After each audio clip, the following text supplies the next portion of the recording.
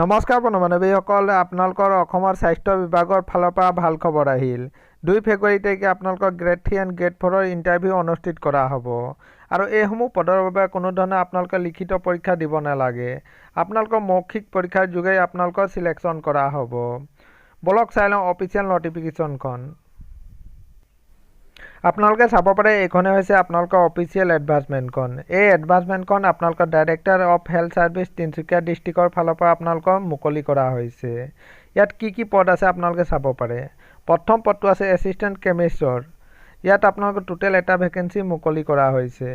আৰু minimum qualification বিচৰা হৈছে আপোনালোকে BSc ডিগ্ৰী কৰা হ'ব লাগিব। আৰু মাহিলী দৰমহা আপোনালোকৰ 17,000 টকা আপোনালোকৰ মাহিলী দৰমহা দিয়া হ'ব। আৰু 2 নম্বৰ পদটো আছে আপোনালোকৰ লেবৰেটৰী টেকনিচিয়ানৰ। ইয়াতো আপোনালোকৰ এটা পদ মুকলি কৰা হৈছে। আৰু মিনিমাম কোৱালিফিকেশ্যন বিচাৰিছে আপোনালোকে ছায়েন্স ষ্ট্ৰীমৰ পৰা আপোনালোকে হায়াৰ ছেকেণ্ডেৰী পাছ কৰা হ'ব লাগিব। আৰু 3 নম্বৰ পদটো আছে আপোনালোকৰ ড্ৰাইভাৰৰ কাৰণে। ড্ৰাইভাৰৰ কাৰণে টোটেল আপোনালোকৰ এটা ভেকেঞ্চি মুকলি কৰা হৈছে। আৰু মিনিমাম কোৱালিফিকেশ্যন বিচাৰিছে আপোনালোকে 8 পাছ কৰা হ'ব লাগিব। লগতে আপোনালোকৰ ড্ৰাইভিং লাইচেন্স থাকিব লাগিব।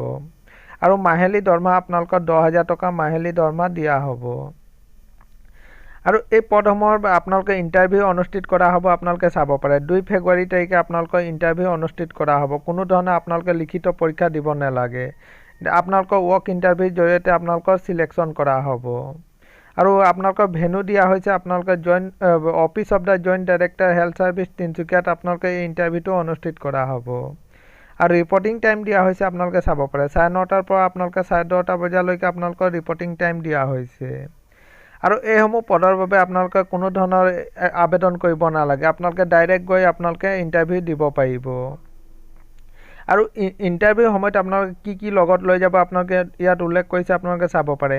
নিজৰ বায়'ডাটাখন লগত লৈ যাব লাগিব। আৰু আপোনালোকৰ অৰিজিনেল ডকুমেণ্টসমূহ লগত নিব লাগিব। আৰু আপোনালোকৰ 2 কপি পাছপোৰ্ট চাইজ ফটো আপোনালোকে লগত লৈ যাব।